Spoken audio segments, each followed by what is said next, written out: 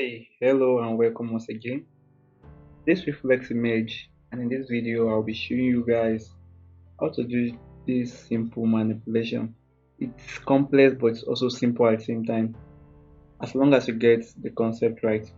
So a few days ago I was thinking on how to do I saw a mirror reflection. Actually, the person has the mirror in his studio. I was like, why can't I just manipulate this? So I just think of a way, then I call a model over. We did a shoot. We actually came to this.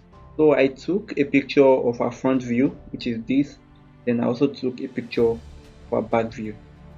So it's normal that where we want to do a mirror reflection, she's facing the front. That means her back has to reflect on the mirror. So I just think of it because when it comes to manipulation, you need to know how objects are being placed in real life. So picturing that, that's how you are going to apply it on your manipulation. So that's why I thought. Then I just went to the site I used to get my files from. So I went there, I saw a standing mirror like this, then I downloaded it. So I put the work into action. So I will really urge you guys to get my video course on how to get all those files yourself. So you can actually create with them. So there's a link down in the description below. You can actually get the video there. So once you get the video, there's no need for you guys to buy any file again. You don't need to buy any file from anybody. So you can actually download any PNG, any overlay of your choice till you see fit. So it's going to help you when it comes to background manipulation. So with no further ado, let's jump into that. So here's the after results. Here's what our picture look like before editing or anything. Here's the raw of our picture. Look at how it is overexposed. So here's the after results.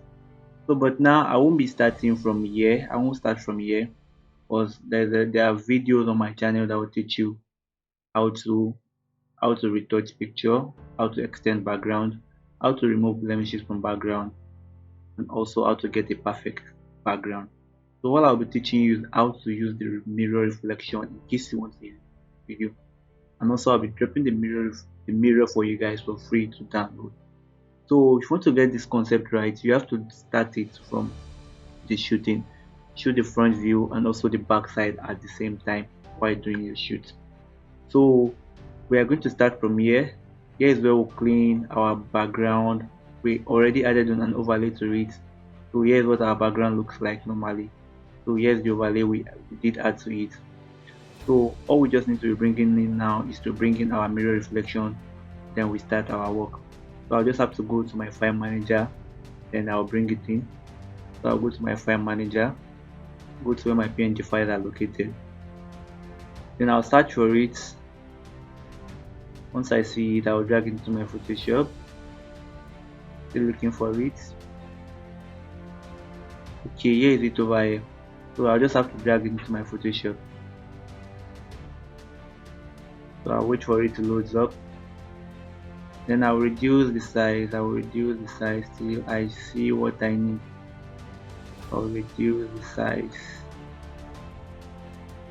Okay, it's too tall, so just have to amend it that if the mirror is actually in my studio, how is it going to look like? Is it going to be this big, or is it going to be bigger than my model? So you have to think everything while doing a photo manipulation. So drag the picture into Photoshop now, which is our PNG file. But the issue is that while we brought in the PNG file, we still have some white strands over here. It will make it look real, so we have to remove that first. So it's very easy to remove. For me to remove that now, I'll be showing you guys a simple technique to do that. We just have to control click on what you just brought in, control click on it. Once you do that, so just create a mask on it. After you create a mask on it, enter the mask by double clicking on it. Double click on it, so it's going to take you inside the mask. Might take a time to load up depending on the Photoshop version you are using and the type of system you are using. So here is it right now. Here is how it is. So let's zoom it in now. We want to remove all these white edges we have over here. So let's scroll down. You can see. So how to do that, we are going to use this shift edge. you're going to shift it over here, bring it down. That's going to kill all the whitish loophole. As you can see right now, they are no longer there again. This doesn't only apply on PNG image, you can use it for your studio picture also. Maybe there's a place you left without cropping perfectly, you can actually just do that there by cleaning it off using the shift edge over here. So once you're done with that, just have to click on your OK, then you take us back to Photoshop. So the next thing we have to do now is to create the shadows on the mirror's leg. So for us to do that, I'll be using my pencil to do that. I'll click on my pencil. So this time around, I'll be creating an empty new layer for it. I'll create an empty new layer over here, but it has to be below our mirror layer. Here's our mirror here, so it has to be directly below it because it is the one we are creating shadows for. So I'll just have to click on this first line over here, click on it. I'm following the leg, so for me to create a shadow, I'll click here, I'll click here, I'll click here, Z, so Z. So I'll make sure it meets up, then I'll right click on it, I'll go to, I can fill it directly from here by creating the color there, but what I like using the most, I love using my selection over here because I would love to feather it so that it will look as if it's somehow blue. I'll just go to my selection, then I'll make sure my feather is on 10, I can use 20 if I like, then I'll click on OK. So this time around, let's just inverse the selection, Ctrl Shift and I. So we've done the inverse. We just have to fill the color now. We have to fill it up with colors now. So we just have to go to our polygonal axle this time around. Right click on it, click on fill, click on our color, make sure it's on black, click on black, then we'll click on our OK. You can see right now, Ctrl D to deselect. We have perfectly created a shadow right now.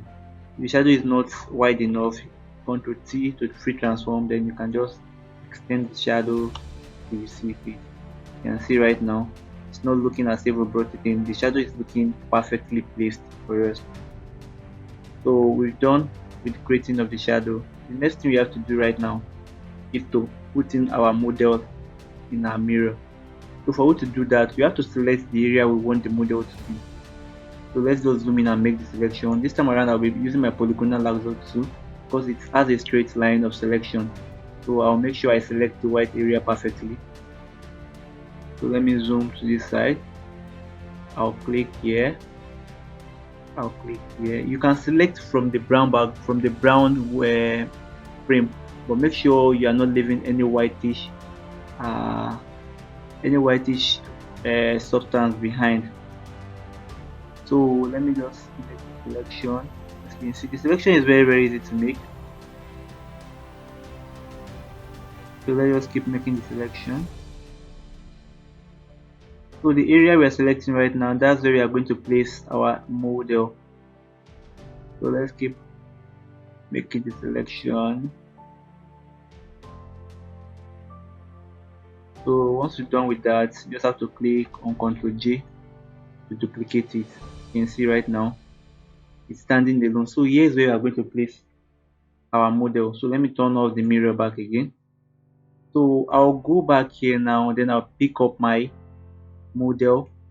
I'll pick her up here. I've already made everything together over here, so I'll just have to drag her over here. So I'll place it, Ctrl T to transform. I'll reduce the size, I'll reduce it until I see fit.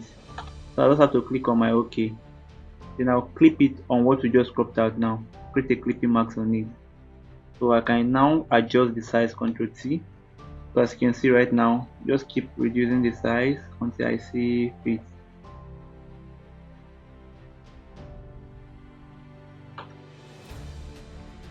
So we've done basically what we promised to do right now. So it's looking all that sharp, so let's just reduce the opacity a little bit. Let's bring it down, let's bring the opacity down. You can see right now, so it should look mirror like. So we've done just that. So let's just add a little bit of spice to the background, then we round up this manipulation. So I just have to go back to my file manager again, then I'll pick a curtain. So I'm going to be using this curtain I have over here. I'll drag it to my Photoshop. So I'll just have to adjust it till I see it. Adjust it this way. All these are not necessary, just for you to spice up our work. The only thing I'm just doing right here, just to show you how to do this mirror reflection. So that's all. Now we're done with the mirror reflection. I'll also spice up our background a little bit. Let's do a little bit of color grading, starting from the vintage. I always do. For to create a vintage, make sure you click on the uppermost layer you are working on, which is your model layer or any layer above it. So you pick your equivocal marquee tool, hold down your shift key, then drag around your model like this. Then you have to invert the selection by clicking on Ctrl Shift and I, invert selection. Go to your adjustment layer, then click on solid color. Make sure you fill it with black. Then this time around, click on the max, then load the property out. Here's the property. If your property is not showing, you just have to go to your window, then search for properties. This is it over here. Once you click on it, it's going to pop up this way. So I'm just going to feather it. I'm within about 500. Okay, I think 318 is okay. I'll click on my OK. So I just have to reduce the opacity right now. I'll bring the opacity down. Okay, 35 is okay. So we've done with the vintaging. Let's just add a little lot to it, which is the lot I love in the most, my chocolate skin lot. Just go to my adjustment layer over here, and I'll click on my color lookup, load 3D lot, then I'll search for it, melanin chocolate. Boom, automatically that's giving me a low light image. You guys might be noticing that I use low light image a lot. It helps when it comes to manipulation. It creates shadows for us, and also that's my own concept. I love using low light image. So that's all for today's tutorial, guys. Thanks for watching. Don't forget to like and subscribe to my channel, and also turn on the notification icon. If you have any question, you can contact me and I'll get back to you as soon as possible. See you guys on my next tutorial. One love.